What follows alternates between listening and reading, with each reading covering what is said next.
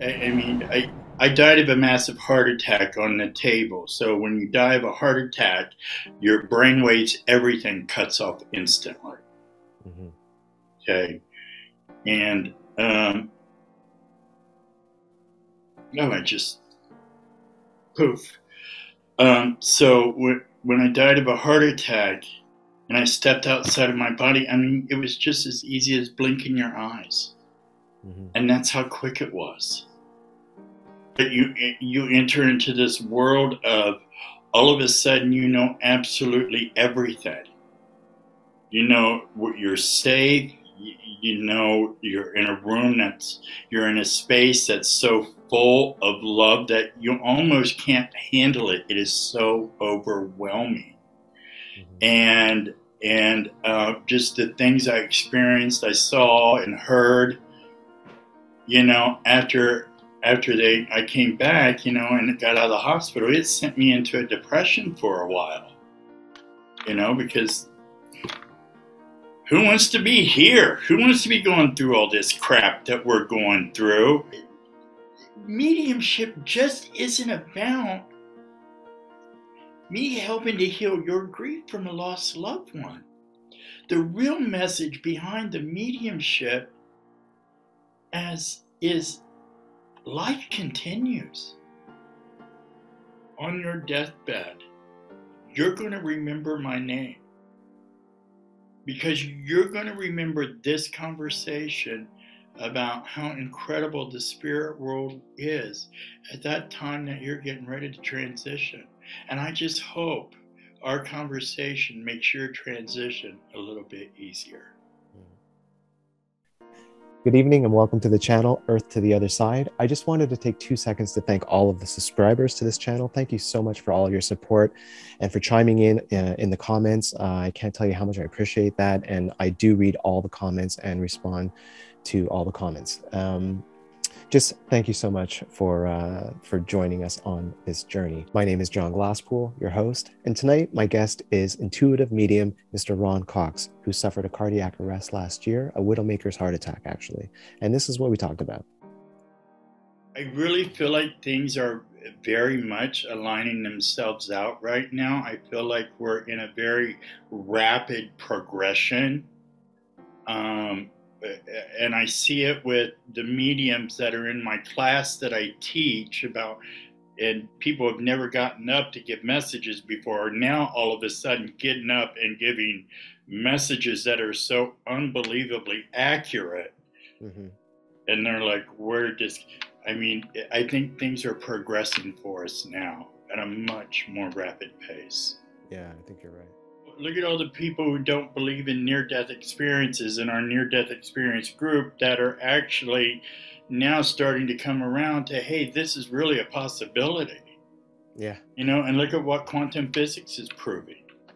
It seems like that line is thinning a bit between science and spirituality lately. They're actually coming together, and that's one thing I like about the UK so much is they have actually are really pushing that science and metaphysical realm together and discovering the quantum physics of it all, and now we have record of the dying brain and what's going on in the dying brain. Yeah, that's right. Like I told you before as we were discussing this, I had a very profound, it had to have been an out-of-body experience. Mm-hmm. And somehow in this experience, I knew this person that I was talking to was me, but me in a former life. Because I could see the pastures of green grass, I could see the cobblestone wall, I could see my cobblestone house with the big thatch roof. I invited myself into my home. I took myself around and showed myself the house. This other part of me is the best way I can explain it. Mm-hmm. Took me over to the fire, was showing me the pot of vegetable stew that was over the fire, and reached up, cut off a big slab of pork, put into the pot and said, when we only add meat to our root vegetable stew when we have company coming over. And this other part of me took myself around this cobblestone thatched roof house, showing me more parts of it. And I saw what was on a sort of an easel, what looked like was being transcribed from one language to another language.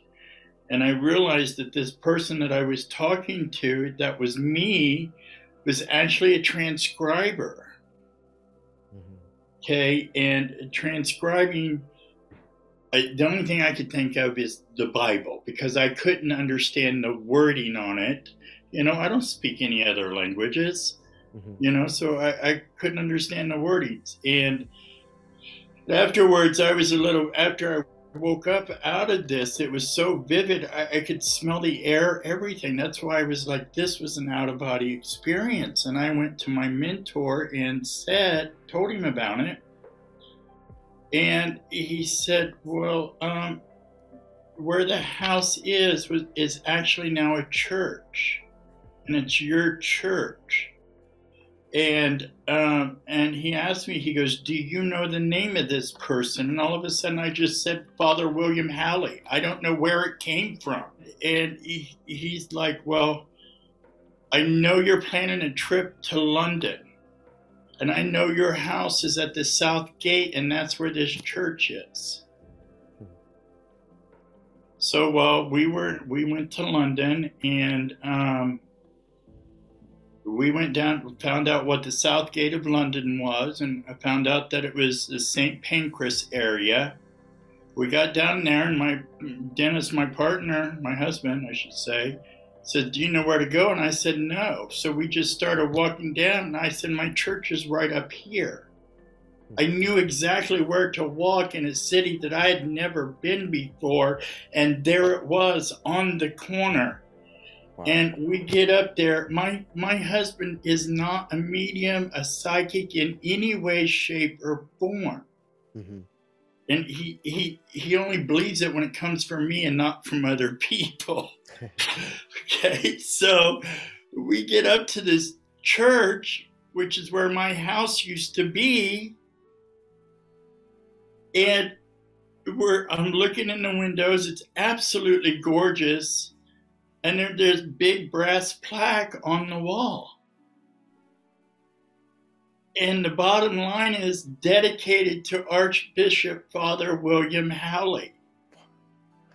I was blown away. My husband stood there crying. He's like, I've never experienced anything like this in my life. I was shaking. I was literally shaking, because here I am standing in the same spot where my past life used to be. Unreal. How do you comprehend that? How do you comprehend it? How do you comprehend it from a dream to absolute realization? See? You know, and so then I decided, okay, maybe I really need to do some research on this guy. Come to find out, he was made Archbishop of Canterbury, or I was. And when Queen Victoria's father was killed, Archbishop William Halley, or me, was the one who told Queen Victoria that she had just ascended to the throne. Anybody else would think I'm nuts. But how do you even make something like this up? I even have the Google description of who Father William Halley was. I'm still downloading a description of yourself. I mean, it's spectacular, though. It's amazing. I'm like, maybe I should see a therapist. I have a split personality or something. You know, because he goes, yeah. After that, I need a drink. I am totally shaken. Yeah. He would, and you could see a man who is very tan all the time was white. But the proof is there. It's like right there in front of your face. Yeah. It's there. How would I have ever known that name? And to be able to not only know the name, I knew how it was spelled. Incredible. So It's incredible. you can't deny this stuff. I mean, I died of a massive heart attack on the table. So when you die of a heart attack, your brain waves, everything cuts off instantly. Mm-hmm. Okay. And, I just poof. So when I died of a heart attack and I stepped outside of my body, I mean, it was just as easy as blinking your eyes. Mm-hmm. And that's how quick it was. But you enter into this world of, all of a sudden, you know absolutely everything. You know you're safe. You know you're in a room you're in a space that's so full of love that you almost can't handle it. It is so overwhelming. And just the things I experienced, I saw and heard, you know, after I came back, you know, and got out of the hospital, it sent me into a depression for a while, you know, because who wants to be here? Who wants to be going through all this crap that we're going through, all because of politics, greed over oil and power? Who wants to go through this? You know, so after what I experienced, of course, I wanted to be back there. I didn't want to go through this anymore. Your question, why did you have to come back? What's the whole purpose of all of it? Why? And seeing that, well, I had a couple experiences that were so mind-blowing that I really had to get in touch with my other abilities, which is my mediumship. Mm-hmm. And it really, I realized that it changed my whole perspective in life, everything. And now before my near-death experience, I was only having a few dreams every now and then, and I knew very accurately what was going on. After my near-death experience, my mediumship has opened up so full-blown, it's not funny. I have trouble watching the news because I know exactly what happened to people on the news, where they're at. But me, as a medium, I can't go to the police because I know too much detail. So they could come after me. Even though I have an alibi, they could come after me. So we have to be careful. Mm-hmm. You know, and to be able to know those things and not do anything about them is really, it shakes you to the core. So then even my husband was like, you know, we really got to look into this for you. We really got to figure this out and see how this change can help you help other people, you know, because it like you said, it was too accurate. I mean, little Molly Tibbetts out in Iowa, I knew all about her. I knew who her assailant was. I knew where she was. I could see the farmhouse over the cornfield. I knew he worked for the farm. I knew he wasn't a citizen of the United States. Little Gabby Petito, I knew about what Brian did. I felt it all. The moment I saw her picture on the screen, I knew it instantly, everything. And the one thing I got wrong was I said there were gray river rocks over her body. But what it was her stepfather placed gray river rocks in the spot where she was found in the shape of the cross. That's what I saw. Okay.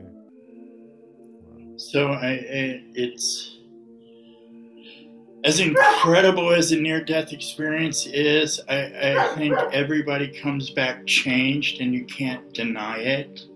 And we as a people need to be more open to it and understand it a little bit more, because we're all working ourselves there towards that direction anyway.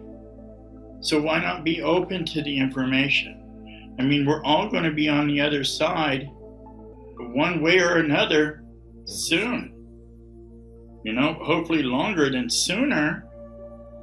But we're all eventually going to be there. So why not open our minds to it before we get there and understand that this life is about evolving, not just evolving as a physical being and being more compassionate, kind, and loving to everyone else, but also more evolving as a spiritual being. That's what it's all about, is evolution. You know, and the more we evolve our physical, the more we evolve our spiritual, and the more our spiritual evolves, the next time we come around to this lifetime, we're not going to be living through all the lessons of this time because we've already learned them. It really is about the evolution of the soul. Even though I know my past life from the 1800s of Father William Halley, how did my soul evolve? You know, what happened in that space in between? What happened about the lifetime in between? You know, because I can watch World War II documentaries and I can feel like I lived it. So is that another past life that hasn't been revealed to me yet? And it's just... When you get your visions, like, I know you get them instantly. Is there any sort of way you can describe how they're presented to you? Well, it depends, because there's a difference between my mediumship abilities and my visions. Now, my visions typically come when I'm asleep at night. And it's more a clairvoyant type of vision.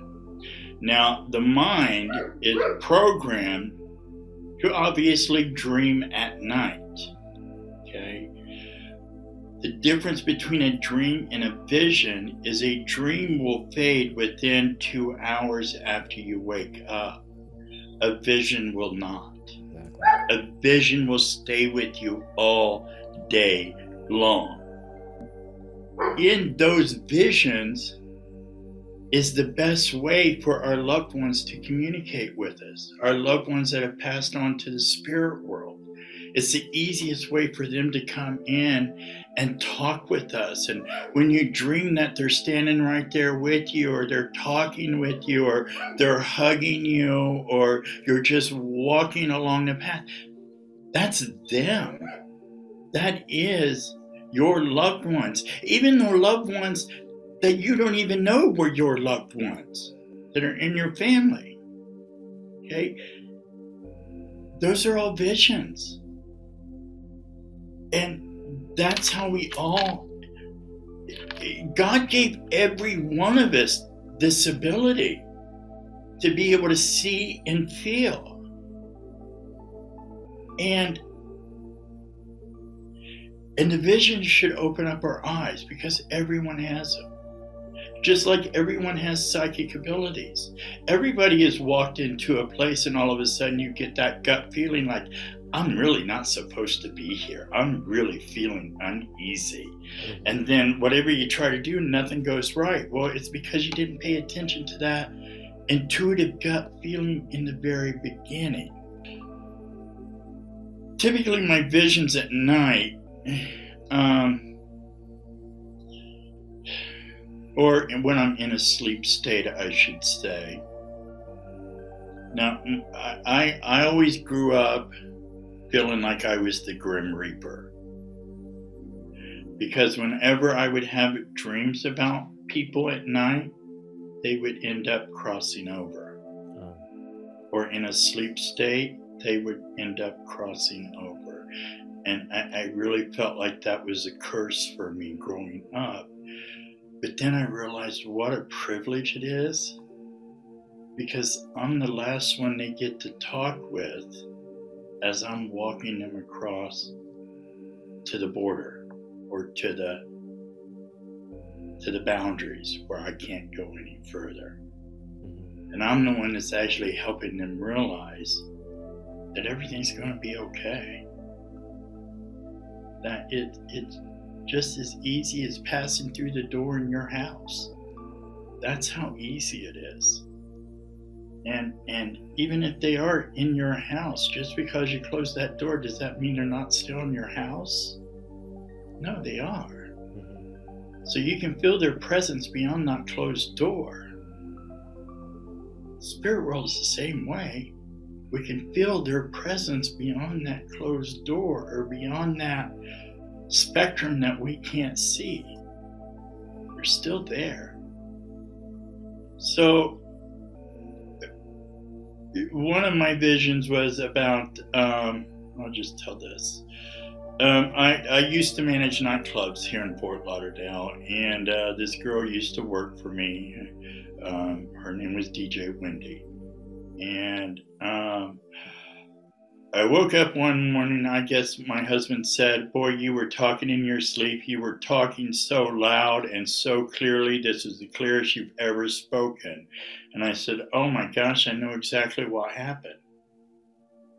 And I said, I was in a park, I was looking at a pavilion, and underneath the pavilion, this person was standing, but it was a gray shadow in the shape of a person. So I couldn't see exactly who it was, but I knew this person had shot themselves, fell over into the bushes, and people had trouble finding their body. Well, after I told Dennis this, I was fixing my coffee, and I went outside, to have my morning coffee, and I'm looking at Facebook, and there it is, rest in peace, DJ Wendy. I'm like, okay, well, she used to work for me. So I waited because I knew another one of my DJ friends that worked for me. He worked that night, so I knew I'd call him in the afternoon. So afternoon came around, and I finally called him, and I said, "Herbie, please tell me what happened to Wendy." And he said, "Well, Ron, she was in Nichols Park about 1 o'clock in the morning last night, and she was under the pavilion, and she shot herself. And we couldn't find her body till about 5 o'clock this morning because she had fallen into the bushes." What was your reaction? Well, of course, I just lost it. And it still affects me today. I still get choked up over that. I get choked up over the fact that why wouldn't Spirit let me see who it was under that pavilion? And we all have free will. Okay? And if I would have known that was her, I probably would have gone and tried to rescue her. That's just how I am. But because of free will, they wouldn't let me interrupt her choosing to take her own life. I would have stopped that. Not even the angels can stop that. That is our choice, and she had some hard lessons that she had to learn in her life. Unfortunately, will she have to repeat them? According to our teachings, it says she will. I hope she doesn't. When she reincarnates, I hope she chooses another type of path. I would hate for anybody to go through that all over again. Because knowing her over the years, I knew she was a troubled soul. As a medium, it is hard to not be able to stop these people with what's going on, or not being able to give information to the police about what I knew about Molly Tibbetts, what I knew about Gabby Petito. So that's what I'm saying with the opening up our minds and evolving. I think we're all starting to evolve a lot more now than, let's say, the 50s, 60s. I think the energy was so thick and dense that they couldn't move out of it. And the more we progressed along, yes, now we are starting to open up to different things. I think people have seen the greed from our leaders, the lies from our politicians, and the greed and the misdirection of our churches. Yeah. So now they're opening up to a whole new type of spiritualism. How much of the knowledge that you gained from your near-death experience do you think you had brought back with you? Do you think a lot of it you are sort of forced to forget, or? I think there was a lot of knowledge given to me that hasn't been fully revealed. Because even in the very beginning, after my near-death experience, I didn't remember everything exactly, because I think I was too much in a state of shock and in a state of depression, and everything started unfolding and unfolding and unfolding. And just like in my life right now with my mediumship, things are unfolding for me even more and more and more. And it's amazing to have hindsight 2020 to see where I started and now where I'm at with my mediumship and what I'm doing for people.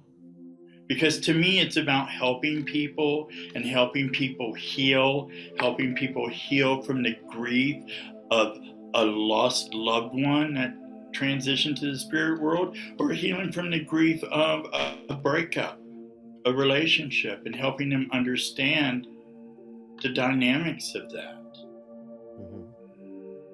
So it's amazing to sit and watch where spirit is taking me, not where I'm taking spirit.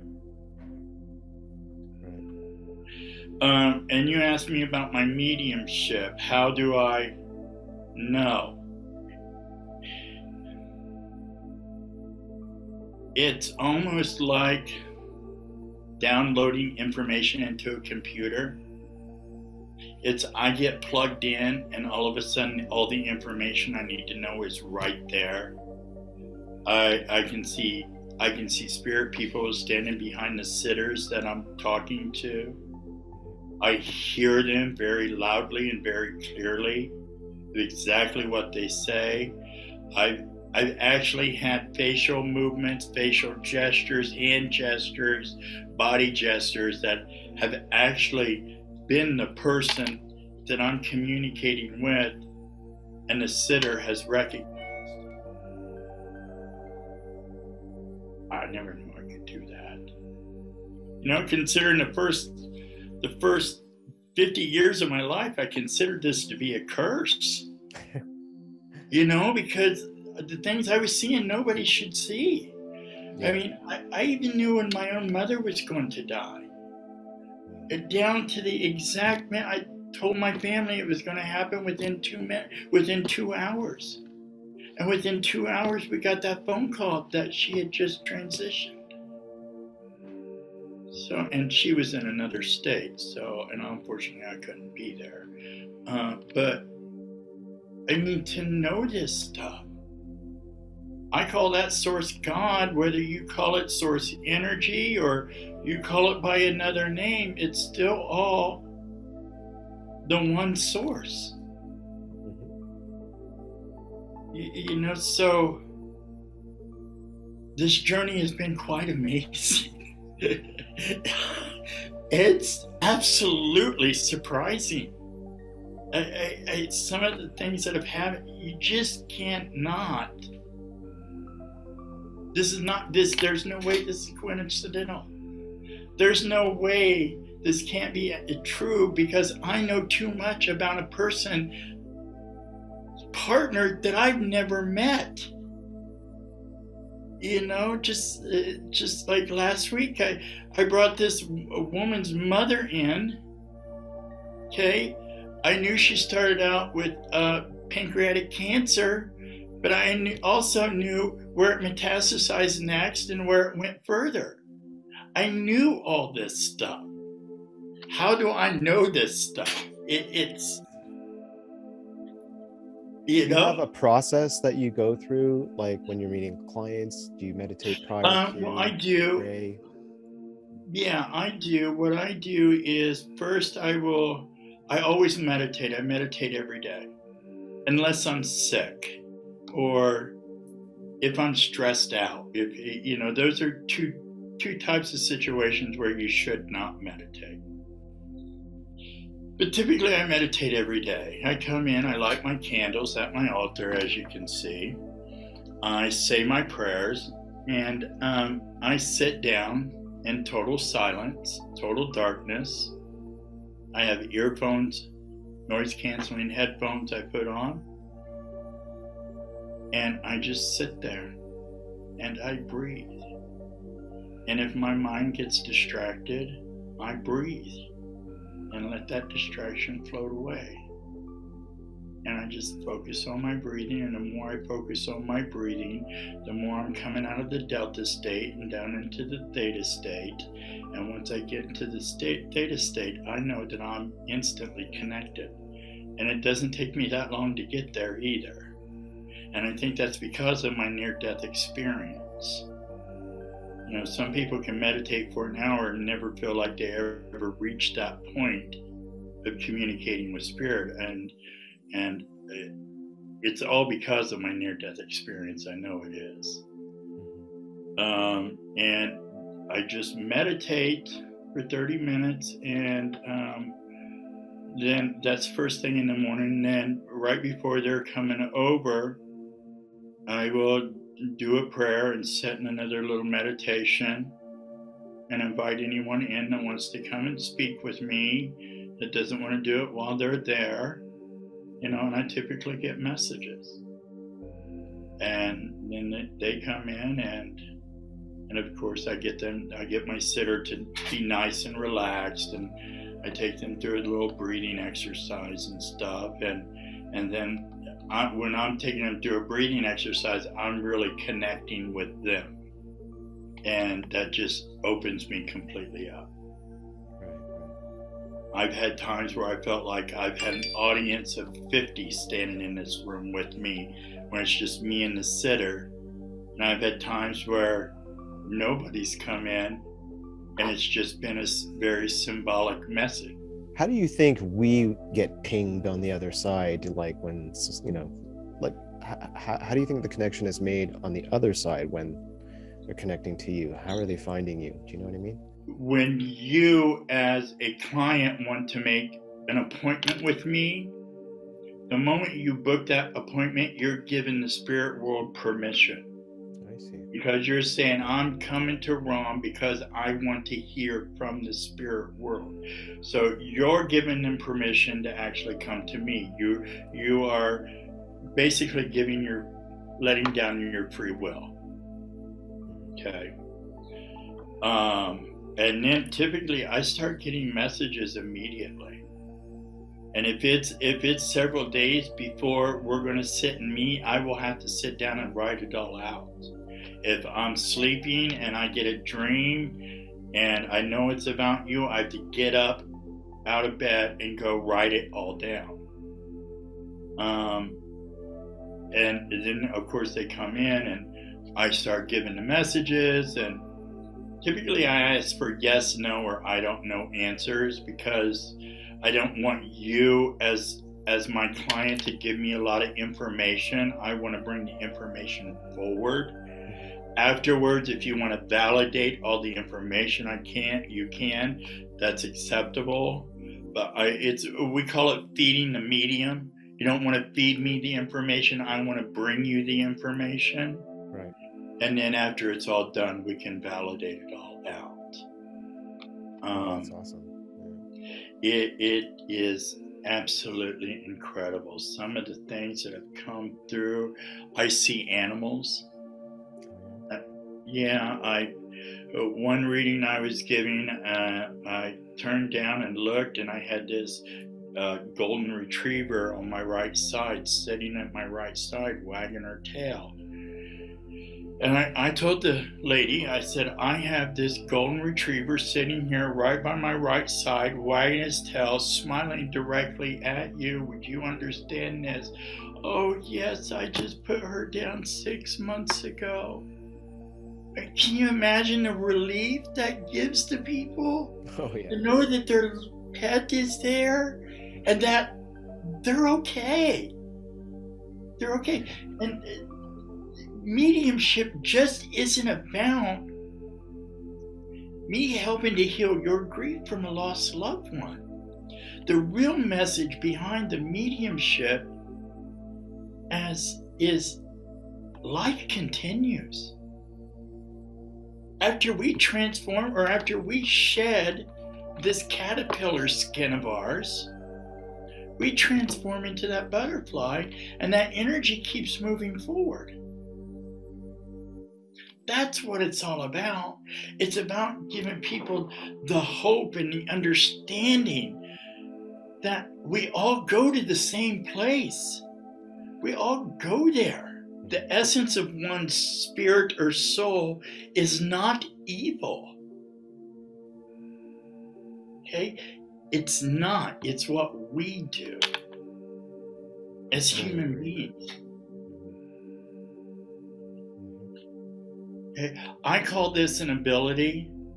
God gave me an ability, but what I give to them or you as a sitter is the gift.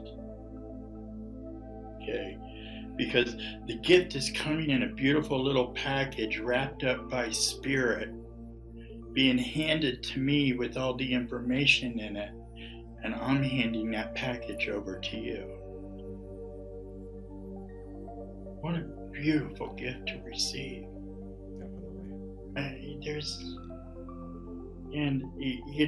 I can only be humbled in that presence because I know it's not me. It is not me. I am a former severely abused child who was severely harassed and abused in school, who tried to escape from it, couldn't escape from it, ended up turning to drugs. And I just stick on this one line, that the power of God within me is stronger than anything before me. And when I go with that attitude, it just seems to all fall into place. Of course, I was in extreme pain. I believe I had at least 5 heart attacks before I actually died on the table. And the actual last thing I ever remember hearing is he's in VFib. And the next thing I knew, I'm standing beside the doctors looking over my body on this table, sticking this long silver thing up my leg. And I immediately thought to myself, I just died. I just stepped out of my body. Because I wasn't feeling the pain. I wasn't feeling the pain that my body was feeling. I was at total peace, and all of a sudden I knew exactly where I was. I wasn't frightened. I was completely calm. And it felt like I did not have to look anywhere, but everywhere I tried to focus on, that's where I was looking. Like almost that 360-degree vision. Because as I looked at one side, I was in what I now know is called the void. Okay, but I could feel the energy and the presence of other spirit beings around me. And even though I was in spirit form, I could feel what felt like my body. I don't think I ever really looked down to see what my body looked like. You know? That never crossed my thought pattern there. But I knew it was fine. Yeah.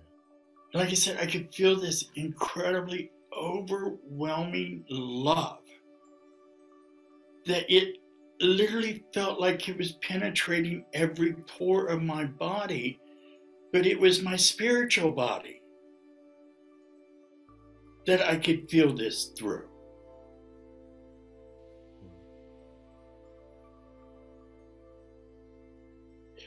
The intensity of it was so incredible. It's like so overwhelming.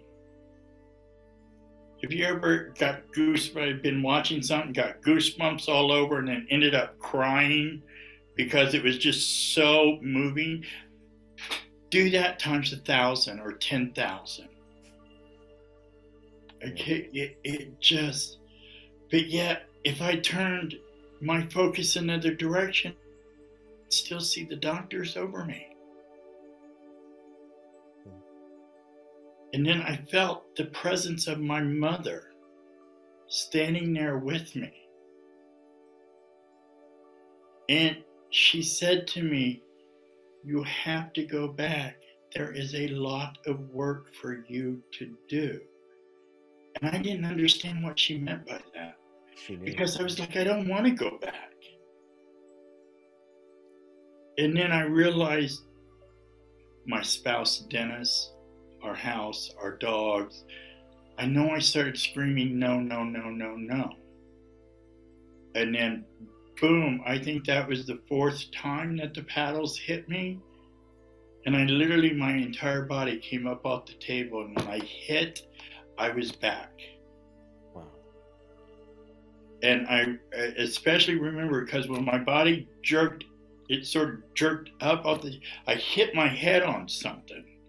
And that's how I realized I was back in my body, and I felt my body collapse back down on the table. But just